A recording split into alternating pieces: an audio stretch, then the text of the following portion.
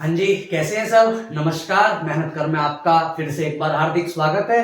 Thermodynamics के lecture डालने में थोड़ा सा डिले हो जा रहा है क्योंकि देखो मेरे को बाकी सब्जेक्ट्स पे भी लेक्चर बनाने होते हैं। अभी हिस्ट्री पे हमारी सीरीज चल रही है, उसके साथ हम करंट मुद्दों पे भी बनाते रहते हैं, फिर जाके कोचिंग क्लास भी लेनी होती है, फिर अपने काम भी हैं। लेकिन हम धीरे धीरे थर्मोडायनेमिक्स को ही पूरा, अब एक दो क्लास लगेंगी मुश्किल से मुश्किल, इसके बाद 2 लेक्चर हो रहेंगे और थर्मोडायनेमिक्स हमारा पूरा हो जाएगा। ठीक है, अब देखो आज हमें समझना है इंथैल्पी।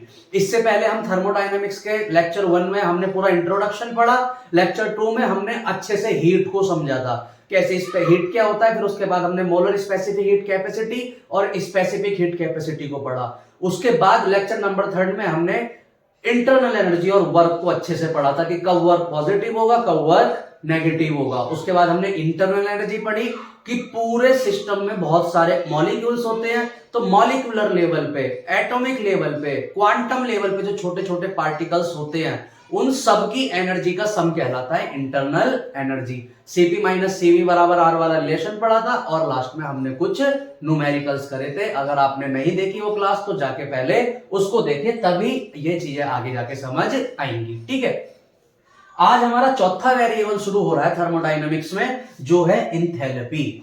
आपने सबने नाम सुना होगा इंथैल्पी, लेकिन इंथैल्पी क्या होता है आज अपने को इंथैल्पी पढ़ना है और इसके टाइप्स पढ़ने हैं। तो शुरू करते हैं।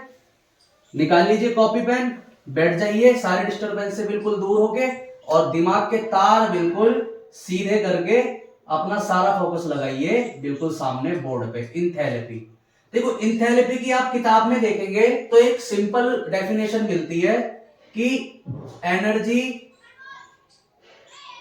एट कांस्टेंट प्रेशर, या हीट लिख लो, heat energy at constant pressure. ये बड़ी नॉर्मल सी एक डेफिनेशन मिलती है कि इंथैल्पी क्या है, एनर्जी एट कांस्टेंट प्रेशर, है ना। अब इसका बहुत बेसिक फॉर्मूला, हम इसको H से रिप्रेजेंट करते हैं इंथैल्पी को। एक बहुत बेसिक फॉर्मूला है कि H is equal to E plus NGRT। ये बहुत बेसिक एक क्या मिल जाता है हमें इसका फॉर्मूला, जहां पर H क्या है, इंथैल्पी, हम अभी समझेंगे अच्छे से। E है यहां पर इंटरनल एनर्जी, इंटरनल एनर्जी, ठीक है। N है यहां पर number of moles of any gas, है ना, number of moles of gas. R यहां पर gas constant, gas constant, universal gas constant जो हमारा चल रहा है, और T यहां पर है टेम्परेचर। ठीक है, ये बहुत बेसिक सी डेफिनेशन है और बेसिक सा एक फॉर्मूला है जो एनसीईआरटी में मिलता है, लेकिन डायरेक्ट यहां पे हम नहीं पहुंच सकते। इससे पहले हमें इंथैल्पी को समझना होगा और इंथैल्पी की डेफिनेशन से एक दूसरा फॉर्मूला हमारे पास आएगा और बाद में जाके हम यहां तक पहुंचते हैं। ठीक है, अब देखो इंथैल्पी होता क्या है। इंथैल्पी कुछ नहीं है, एक तरीके की एनर्जी है। मैं एक कोई भी सिस्टम लूं, ठीक है, इस सिस्टम के अंदर मैंने कोई गैस भरी, तो उस गैस के मॉलिक्यूल्स होंगे, सीधी बात है सर, होंगे। ठीक है, इन मॉलिक्यूल्स के आपस में एनर्जी लग रही होगी, फोर्स ऑफ अट्रैक्शन या फोर्स ऑफ डिस्ट्रैक्शन, कुछ भी, सबका आपस में एक एनर्जी खर्च हो रही होगी। ये सारे मॉलिक्यूल्स की अपनी अपनी रोटेशनल एनर्जी होगी, अपनी अपनी काइनेटिक, वाइब्रेशनल, ट्रांजिशनल, पोटेंशियल, सब पे अपनी अपनी एनर्जी होगी। उस एनर्जी के सम को हम बोल देते हैं इंटरनल एनर्जी। अब देखो, अगर मैं इसमें जो ये गैस के मॉलिक्यूल सारे में भरे हुए हैं, अगर मैं इसमें से 1 मोल मॉलिक्यूल निकाल लूं, कितने मोल, 1 मोल। मैंने क्या करा, एक कंटेनर लिया, उसमें अननोन गैस भर दी और उस गैस में से, फिर उस कंटेनर में से 1 मोल मॉलिक्यूल्स को निकाल लिया, तो वो जो 1 मोल मॉलिक्यूल्स की जो एनर्जी होगी वो होगी इंथैल्पी। तो अगर पूरी सिस्टम की बात कर रहे हैं तो बोल देंगे एनर्जी, लेकिन अगर उसमें से स्पेसिफिकली मैं 1 मोल को निकाल के उसकी एनर्जी पूछूं तो हो जाएगा इंथैल्पी। 1 मोल में कितने पार्टिकल होते हैं, एवोगैड्रो नंबर 6.023 10^23। ठीक है, तो इंथैल्पी कुछ नहीं है, टाइप ऑफ एनर्जी है, लेकिन एनर्जी बताते हैं पूरे सिस्टम की। लेकिन उस सिस्टम में से, चाहे वो सॉलिड है, लिक्विड है, गैस है, कुछ भी है, अगर मैं उसमें से 1 मोल पार्टिकल को अलग कर लूं तो उन पार्टिकल्स की जो आपस की एनर्जी होगी वो क्या कहलाएगी, इंथैल्पी। समझे, बहुत कॉमन चीज है। देखो दोबारा समझो, यहां पर एक सिस्टम है जिसमें n नंबर ऑफ मोल्स भरे हुए हैं, ये कोई लिक्विड है मान लो, ठीक है, इसमें n number of moles particle है, n नंबर ऑफ मोल्स, तो सारे मॉलिक्यूल्स पे अपनी अपनी एनर्जी होगी। मैं इसमें से एक मोल निकाल लेता हूं, क्या कर लेता हूं, एक मोल मॉलिक्यूल्स को निकाल लेता हूं, उनकी जो एनर्जी होगी, इन सब की एनर्जी कलेक्टिवली क्या कहलाएगी, एनर्जी, और एक मोल की कलेक्टिवली एनर्जी क्या कहलाएगी, इंथैल्पी। ठीक है, बहुत कॉमन डेफिनेशन होती है ये, समझ गए। जबकि इंटरनल एनर्जी क्या है, सारे पार्टिकल्स की इंटरनल एनर्जी, समझे। तो ये है इंथैल्पी, एक मोल पे जितनी भी एनर्जी होगी वो हम उसको एनर्जी ना बोल के क्या बोल देंगे, इंथैल्पी। ठीक है, कौन कौन सी एनर्जी हो सकती है, वो मॉलिक्यूल्स पे जो भी बॉन्ड एनर्जी होती है, ट्रांजिशन एनर्जी होती है, और आपकी ट्रांजिशनल के बाद रोटेशनल होती है, काइनेटिक, पोटेंशियल, दुनिया भर की एनर्जीज होती है। ठीक है, अब देखो यहां पर हमारा एक जो फॉर्मूला आता है वो इंथैल्पी इज इक्वल्स टू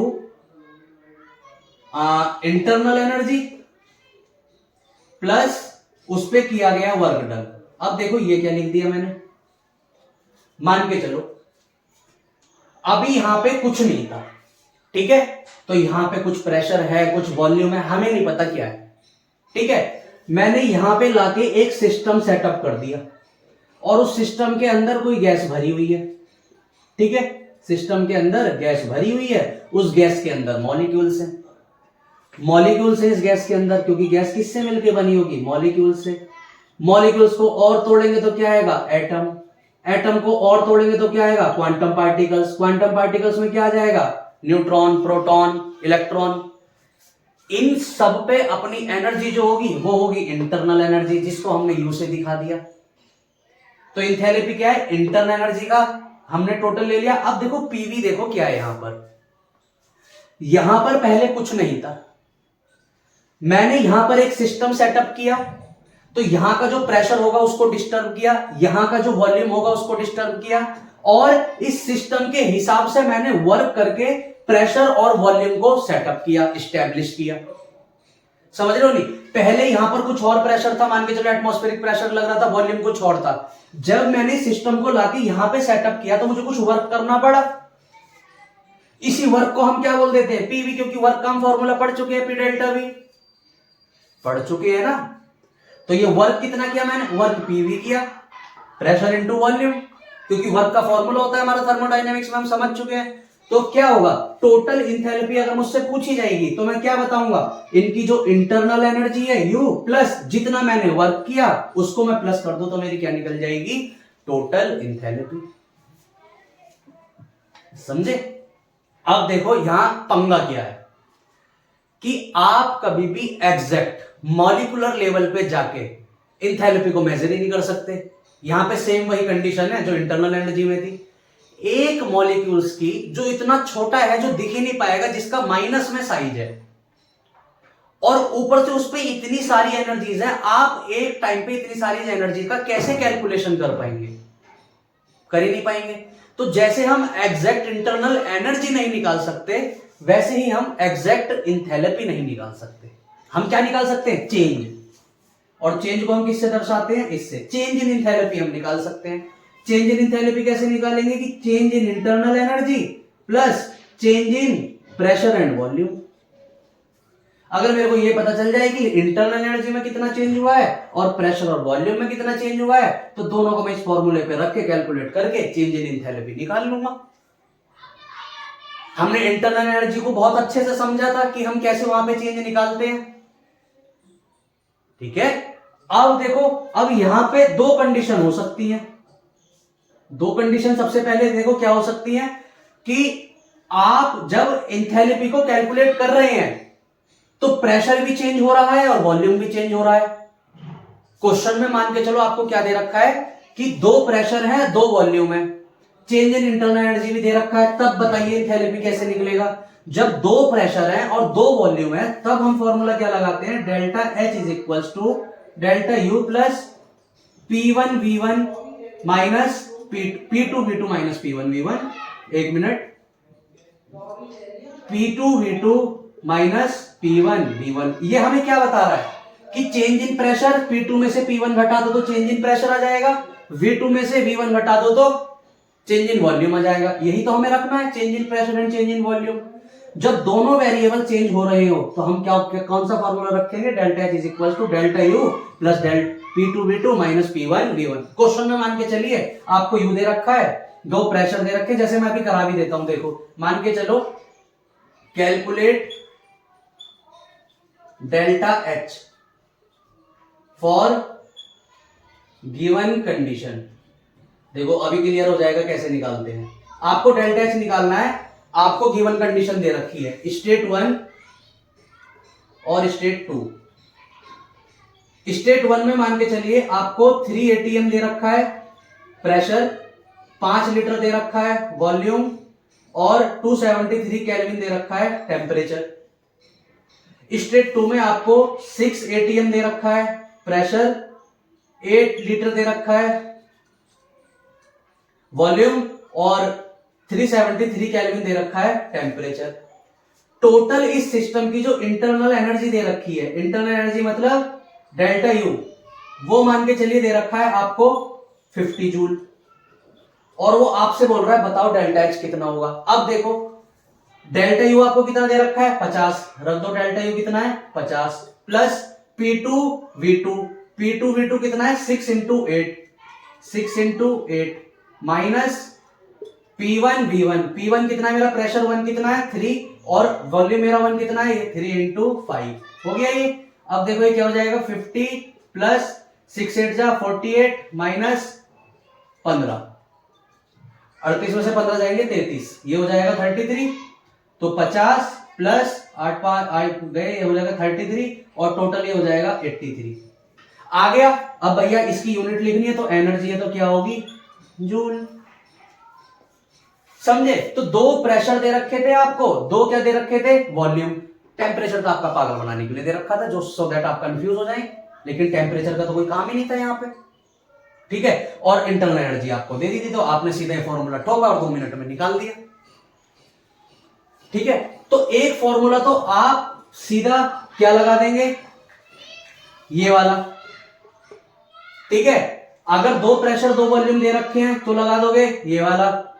अब देखो इसमें कंडीशंस और दो हो सकती हैं, क्या, एट कांस्टेंट प्रेशर, मतलब इस बार हमने प्रेशर कांस्टेंट कर दिया, वॉल्यूम चेंज हो रहा है, तो डेल्टा एच कैसे निकालोगे, delta H is equals to delta U plus, इस बार हमने प्रेशर को कांस्टेंट कर दिया तो प्रेशर बाहर निकाल दो, चेंज किस में हो रहा है, वॉल्यूम में, तो चेंज इन वॉल्यूम।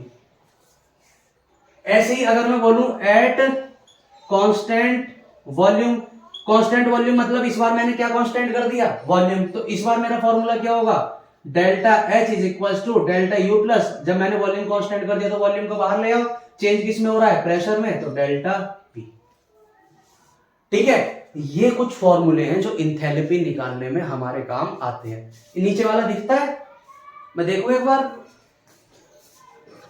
हाँ दिख रहा है, सही है, ठीक है। तो ये इंथैल्पी निकालने के हमारे कुछ फॉर्मूले हैं। अभी हम 2-3 क्वेश्चंस करेंगे तो हमारी चीजें और क्लियर होंगी। इतना नोट डाउन कर लो, पॉज करके नोट डाउन करते रहा करो, ठीक है। 11th में थर्मो के सिर्फ और सिर्फ इंट्रोडक्शन है, कोई ज्यादा नहीं है, लेकिन जब हायर क्लासेस में स्टडीज में इसको पढ़ते हैं, ग्रेजुएशन वगैरह में, तो ये कंसेप्ट अगर क्लियर नहीं होते तो वहां पे दिक्कत आती है। तो इंथैल्पी क्या है, इंथैल्पी इज नथिंग बट एक मोल की जो एनर्जी है उसको हमने क्या बोल दिया, इंथैल्पी। कैलकुलेट उसको डेफिनेशन, कई बार डेफिनेशन हम शब्दों में ना लिख के फॉर्मूले से बता देते हैं, तो आप डायरेक्ट डेफिनेशन ना लिख के फॉर्मूला लिखाएंगे तो ये भी बता रहा है कि H बराबर क्या, U प्लस बी, मतलब जितनी उसकी इंटरनल एनर्जी है प्लस जितना उसने वर्क किया उसका सम क्या कहलाता है, उसकी इंथैल्पी, ठीक है। लेकिन हम क्योंकि इंथैल्पी को एग्जैक्ट मेजर नहीं कर सकते तो इसलिए हम चेंज इन इंथैल्पी निकालते हैं। जब हम चेंज निकालेंगे तो इंटरनल एनर्जी का चेंज प्लस वर्क का चेंज अगर हम कर दें तो हम पे आ जाएगा इंथैल्पी का चेंज टोटल, ठीक है। चलिए रफ कर रहा हूं,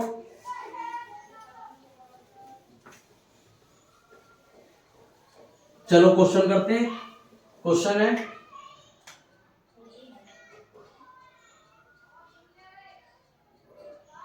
कैलकुलेट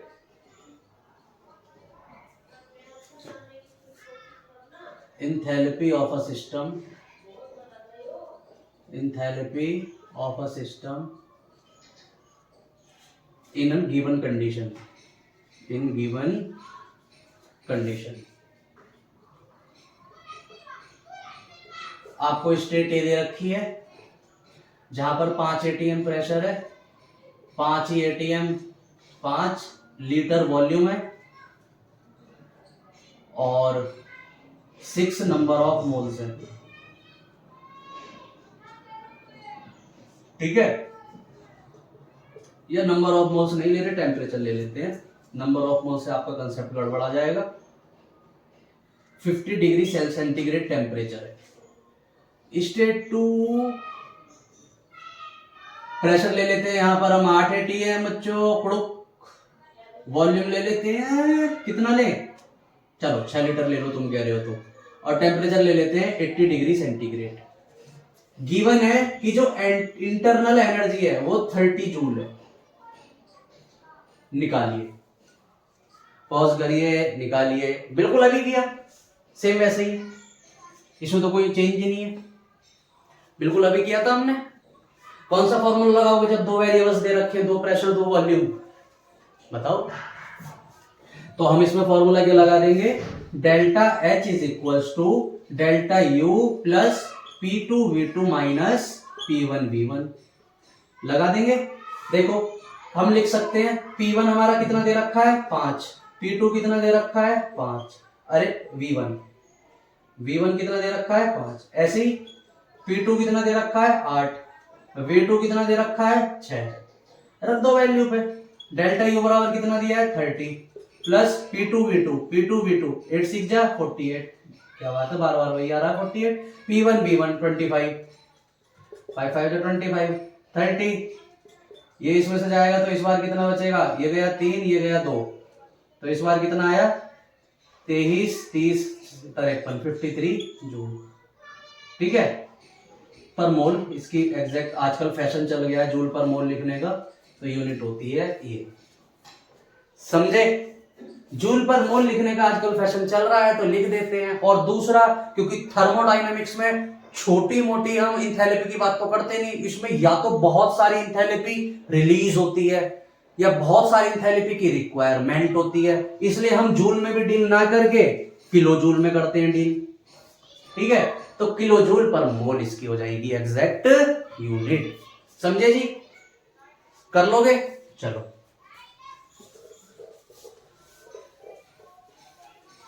अब आगे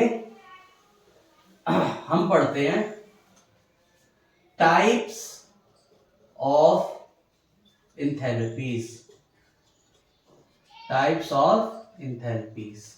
ठीक है, सबसे पहले बेसिकली 4 होती है लेकिन हम 3 ही पढ़ेंगे, चौथी तो वैसे ही फर्जी है। पहली हमें करनी है स्टैंडर्ड इंथैल्पी ऑफ रिएक्शन। पहली हमें पढ़नी है स्टैंडर्ड इंथैल्पी ऑफ रिएक्शन। दूसरी हमें पढ़नी है standard enthalpy of phase transformation. Phase जब चेंज होगा तो इंथैल्पी में क्या चेंज आएगा, फेज मतलब स्टेट। तीसरी अपने को पढ़नी है स्टैंडर्ड इंथैल्पी ऑफ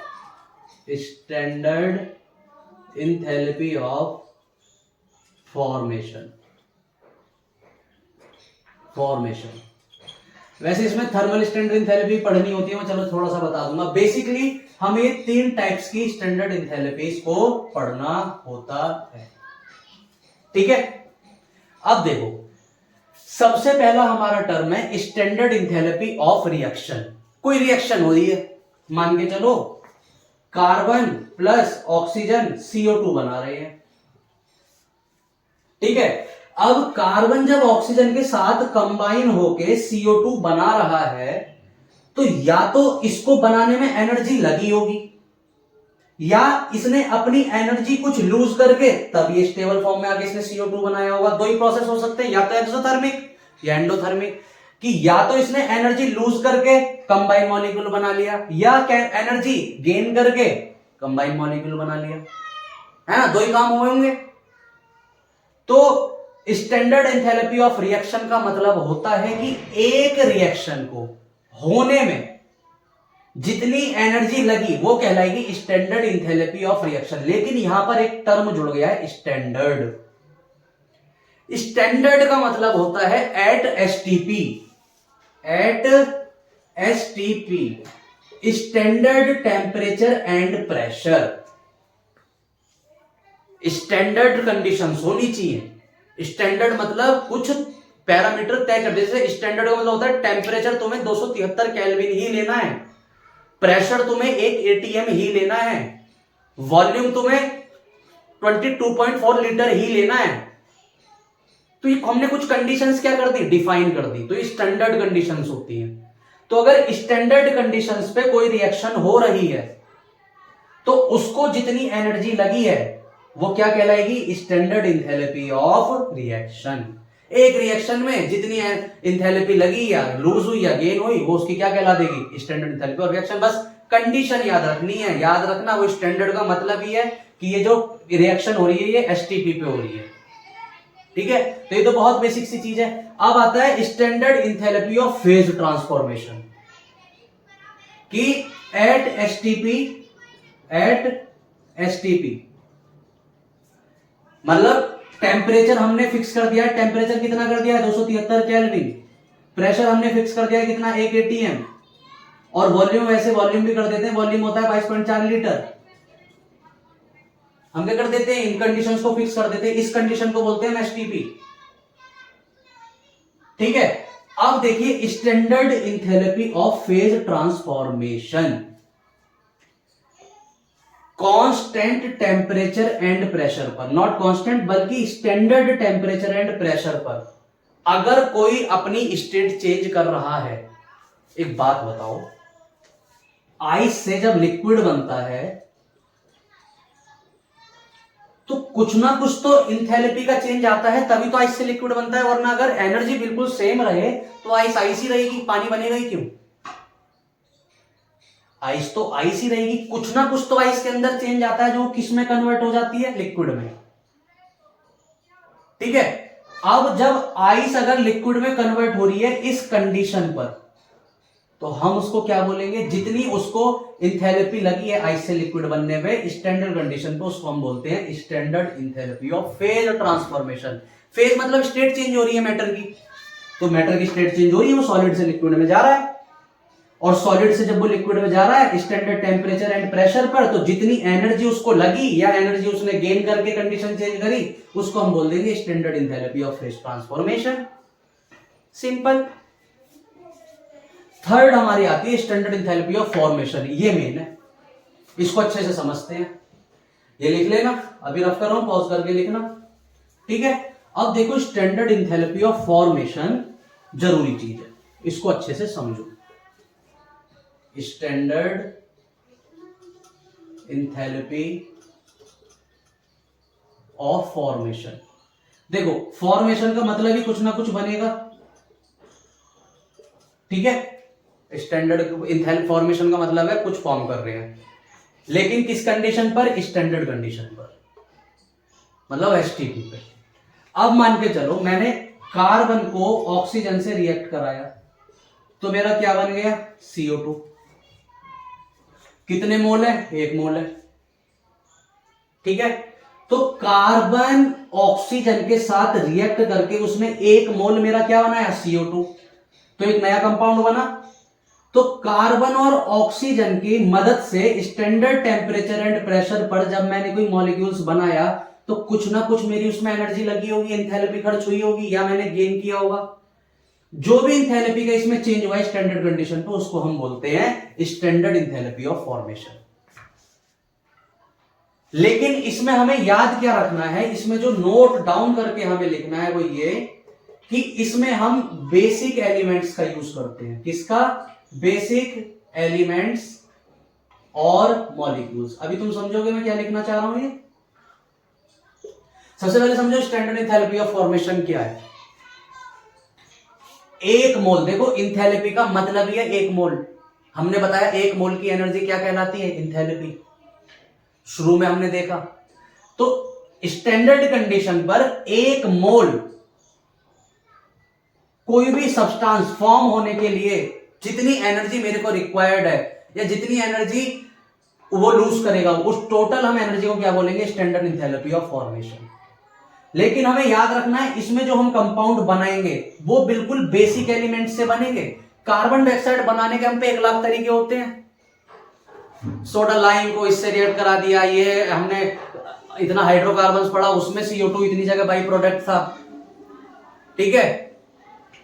इवन ये सनलाइट का प्रोसेस, क्लोरोफिल जो होता है, फोटोसिंथेसिस जो होता है, उसमें कार्बन डाइऑक्साइड हमारी इवॉल्व होती है। लेकिन हमें बिल्कुल बेसिक एलिमेंट यूज करने हैं। हम जाके फोटोसिंथेसिस वाली रिएक्शन यहां पे नहीं लिखेंगे, क्योंकि इंथैल्पी मतलब 1 मोल। जैसे मान के चलो आपने H2 लिया प्लस O2 लिया और आपका क्या बन गया, H2O। बन गया नहीं बन गया, क्योंकि ये देखो सिंपल मॉलिक्यूलर फॉर्म है, सिंपल मॉलिक्यूलर फॉर्म है और कुछ इसके साथ अटैच नहीं है। आपके H2O सिर्फ इस तरीके से बना सकते हैं। दुनिया भर की रिएक्शन है, आप किसी भी एसिड की बेस से रिएक्शन करा दो तो क्या बनता है, सॉल्ट और प्लस वाटर। लेकिन ये तरीका यहां पर नहीं है, क्योंकि हमें बिल्कुल क्या लेना है, बेसिक एलिमेंट। यहां पर बेसिक क्या है, H और Cl बेसिक नहीं है, ये NaOH बेसिक नहीं है, बिल्कुल सिंपल नहीं है। हमें बिल्कुल सिंपलर मॉलिक्यूल फॉर्म से हमें क्या बनाना होता है, किसी भी अपने प्रोडक्ट को बनाना होता है। और प्रोडक्ट बनाने में जितनी एनर्जी या तो लगी है या खर्च हुई है, उस एनर्जी को हम क्या बोल देते हैं, स्टैंडर्ड एंथैल्पी ऑफ फॉर्मेशन। अब जैसे बहुत ही इसका प्यारा एक वो आता है, जैसे हमें मिथेनॉल बनाना है, CH3OH मिथेनॉल। मिथेनॉल अगर आपको ये याद हो, ओजोनोलिसिस तो हम वहां पे मिथेनॉल बना रहे थे। और मिथेनॉल बनाने के हम पे और भी बहुत तरीके हैं। हम किसी भी क्या कहते हैं, ये ले लेते हैं सिंपल हाइड्रोकार्बन एल्केन्स, उसको वाटर से रिएक्ट करा देंगे तो हमारा ये बन जाएगा, अल्कोहल से रिएक्ट करा देंगे तो बन जाएगा। लेकिन हमें तो बिल्कुल बेसिक एलिमेंट से बनाना है, तभी हम उसको क्या बोलेंगे, स्टैंडर्ड एंथैल्पी ऑफ फॉर्मेशन। तो मैं इसे कैसे बनाऊंगा, मैं सिर्फ कार्बन, हाइड्रोजन और ऑक्सीजन से इसको बना सकता हूं। अब इसको बैलेंस तो करना पड़ेगा। आप बोलोगे नहीं भैया इधर 2 है तो इधर 4 हाइड्रोजन है तो इधर मेरा 2 लगा, ये मतलब ये मान के चलो यहाँ 2 ऑक्सीजन है, यहाँ 1 ही है तो मैं यहाँ 2 लगा देता हूं। हम बात किसकी कर रहे हैं, इंथैल्पी। इंथैल्पी मतलब क्या, 1 मोल। कितने मोल की बात करेंगे हम, 1 मोल। जैसे मैंने यहाँ 2 लगाया, 1 मोल रह गए, 2 हो गए, 2। तो इस साइड तो हम छेड़छाड़ कर ही नहीं सकते। हमें जो भी छेड़छाड़ करनी है वो यहां करनी है। जो भी हम इक्वेशन बैलेंस करेंगे वो इधर की साइड से करेंगे, इधर की साइड से बैलेंस कर देंगे। कार्बन 1 है, कार्बन 1 है, हाइड्रोजन यहाँ टोटल कितने हैं, 4, तो ये लो हो गए 4। ऑक्सीजन यहाँ 1 है तो 1 ऑक्सीजन करने के लिए क्या करो, हाफ कर दो, रिएक्शन बैलेंस है। अब इनको ये बनने में कुछ ना कुछ इंथैल्पी अपनी या तो गेन हुई होगी या लूज हुई होगी। स्टैंडर्ड के लिए हम ऐसे ये गोल बना देते हैं। तो जितनी भी एनर्जी इसको यहां से यहां जाने में लगी होगी या लूज हुई होगी, उसको हम क्या बोल देंगे, स्टैंडर्ड एंथैल्पी ऑफ फॉर्मेशन। ठीक है, तो ये बेसिक टाइप्स हमारे क्या थे, एंथैल्पीज के ये टाइप्स थे। ठीक है, कैसे डिनोट करते हैं, ऐसे ये ऊपर जो गोल बना होगा ना तो समझ जाना इसका मतलब स्टैंडर्ड की बात हो रही है। और डेल्टा एच क्या है, चेंज इन एंथैल्पी। ठीक है, मिटा दो, चलो। अब देखो नेक्स्ट इसमें हमारा एक बहुत मेन टॉपिक आता है, हेस लॉ।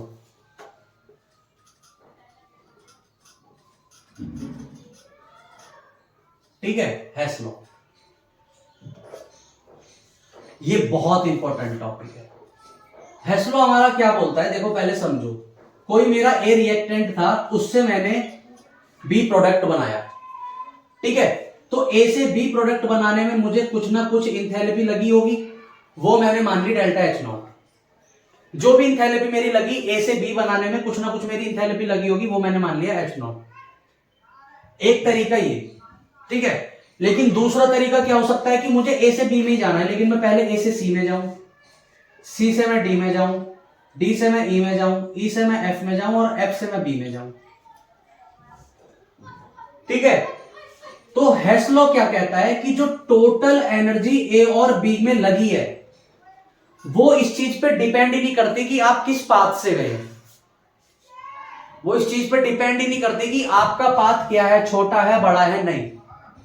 वो सिर्फ डिपेंड करती है final minus initial, final minus initial. इस वाले रास्ते का भी इनिशियल पॉइंट क्या था, ये, और इस वाले प्रोसेस का भी इनिशियल पॉइंट क्या था, ये ए। इस वाले पाथ का फाइनल पॉइंट क्या है, बी। इस वाले पाथ का फाइनल पॉइंट क्या है, बी। जब दोनों का इनिशियल और फाइनल पॉइंट सेम है तो दोनों की इंथैल्पी भी क्या होगी, सेम, क्योंकि इंथैल्पी सिर्फ और सिर्फ इनिशियल और फाइनल पोजीशन पर डिपेंड करती है, उसको पाथ से कोई फर्क ही नहीं पड़ता। तो फॉर्मूला हमारा कहता है कि डेल्टा एच जो होगा वो हमेशा इक्वल्स होगा, मान के चलो यहां पर मेरी एनर्जी लगी डेल्टा H1, यहां पर लगी डेल्टा H2, डी से ई बनाने में मेरी एनर्जी खर्च होगी डेल्टा H3, ई से एफ बनाने में मेरी एनर्जी होगी डेल्टा H4, और एफ से बी जाने में मेरी होगी एनर्जी डेल्टा H5। तो हेस्लो बोलता है कि जो डेल्टा H0 है, जितनी एनर्जी ए से बी सीधे जाने में लगी होगी उतनी ही इसमें आने में लगी होगी, तो डेल्टा H0 इन सब के बराबर होगा। जैसे delta H1 plus delta H2 plus delta H3 plus delta H4 plus delta H5, इन सब के सम के बराबर होगा मेरा डेल्टा H0, ये कहता है हेस्लो।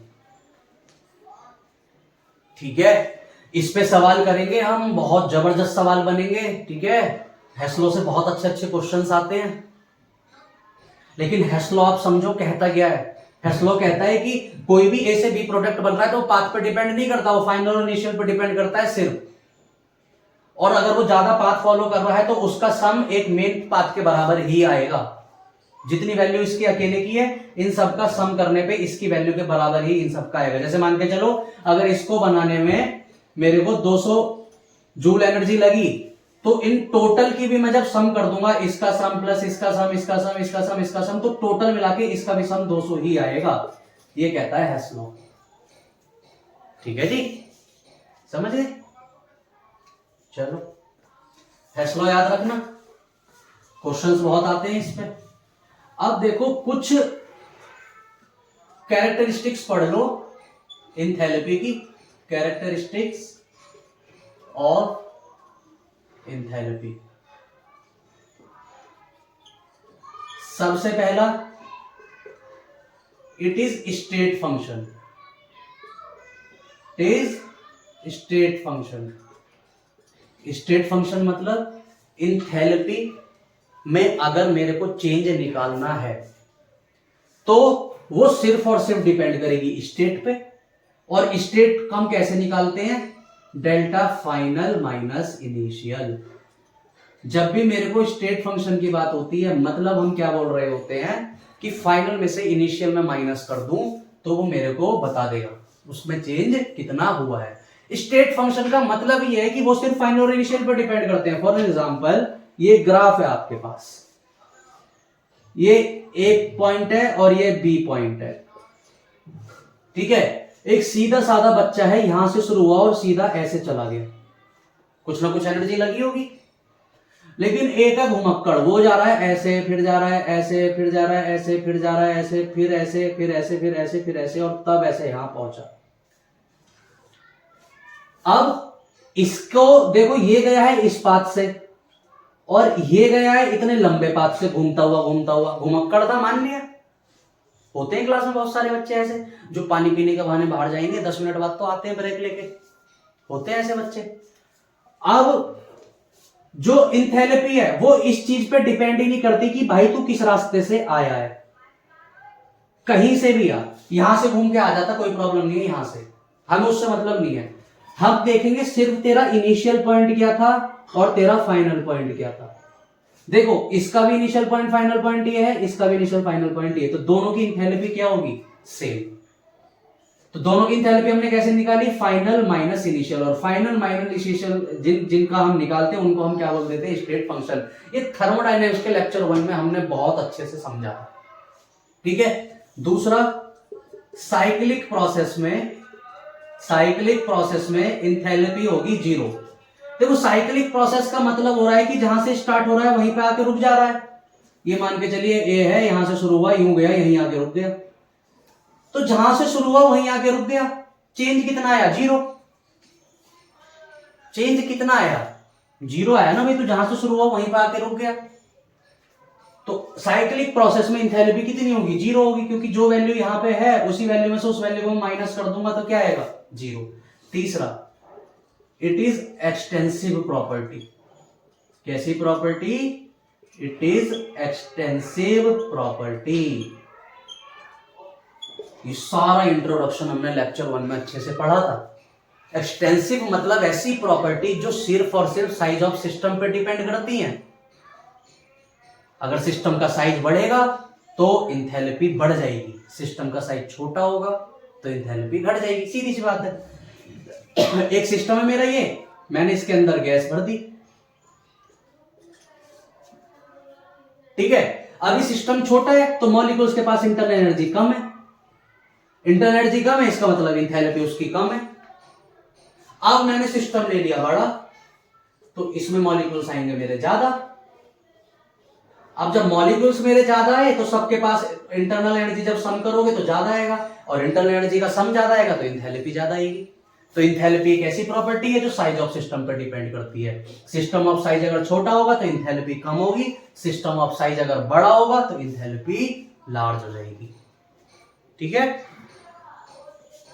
तो इंथैल्पीज का सबसे पहले याद रखना क्या होता है, फिर उसके बाद हमने टाइप्स ऑफ इंथैल्पीज पढ़ा, उसके बाद कैरेक्टरिस्टिक्स ऑफ इंथैल्पी, और लास्ट में हमने पढ़ा हेस लॉ, ठीक है। अब अच्छे से हम पढ़ना शुरू करेंगे। इसके बाद एंट्रोपी और गिब्स फ्री एनर्जी, और बीच में हमारा स्पॉन्टेनिटी रहेगा, second law of thermodynamics, zeroth law. ये कुछ चीजें हमारी रह गई है। थर्मोडायनामिक्स हमारा 2 से 3 लेक्चर में हमारा थर्मोडायनामिक्स सब पूरा हो जाएगा, ठीक है। क्वेश्चंस इस पे करिए। देखिए, इस पे अगर क्वेश्चन की बात है तो जब हमारी थ्योरी पूरी हो जाएगी तो उसके बाद एक सेशन हम क्वेश्चन का ही करेंगे, ठीक है। वहां पे सारे इन पे क्वेश्चन करा देंगे कि कैसे कैसे क्वेश्चंस आते हैं, ठीक है। चलिए प्रैक्टिस करते रहना, कोई प्रॉब्लम आए तो कमेंट करना। Okay, thank you.